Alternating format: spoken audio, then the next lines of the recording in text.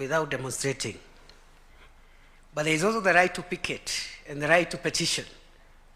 So this is the problematic part. The most problematic part on this right, on Article 37, has been the demonstration part. And has been already articulated by the Chief Justice, my Lady Justice Comey. Even in that 1 out of 4, the demonstration part of that right, because the right is in 4 parts, we have had numerous cases of exemplary and successful demonstrations, peaceful and constitutional, by various people, professionals, trade unions, and all manner of people advancing certain causes. The challenge in that demonstration right has been political demonstration. That is where the problem is. So let us not generalize that provision or generalize even the whole activity of demonstration. But we're also saying, Your Excellency, we must settle accounts. We must reconcile with one another. We must repair.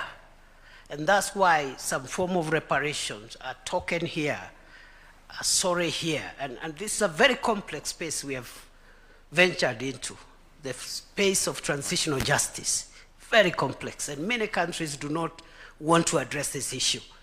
Many democracies today who have been independent for over 200 years have still pending issues around restorative justice. So we have started a journey. I want to agree with those who have advanced that position. It's going to take centuries, but there is always a starting point, and I'm very proud, Your Excellency, to be your deputy at a time when you are the president of Kenya, who has faced this issue head on. Your Excellency, 2 last quick things. One is to say that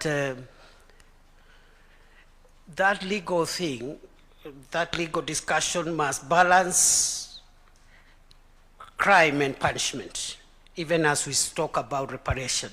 I say so because I know Speaker Kingi talked about the principle of nulla criminal sine lege, which is there is no crime without law.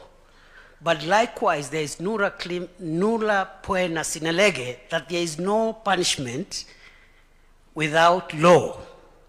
And the two must be proportionate. The crime, the gravity, and the gravity of punishment must be balanced if we have to resolve and get the deterrence that we require. Finally, Your Excellency, the President, I look forward to a day where in this country, a political leader of whatever stature, character, and opinion will organize what in their view is a legitimate demonstration, make sure that they control their supporters and hold both their supporters and the leaders, hold each other accountable for the process, and then be assisted by the police to carry out the demonstrations and say what they don't like and go home in the evening. That is the dream of this country. The millions of Kenyans who have nothing to do with politics. In fact, the Chief Justice has I know she has understated our numbers. We are not 1,000, we are 1,800 or thereabout. But the consequence is the same. 2,000 people cannot frustrate 55 million Kenyans who do not earn their living from politics, like us.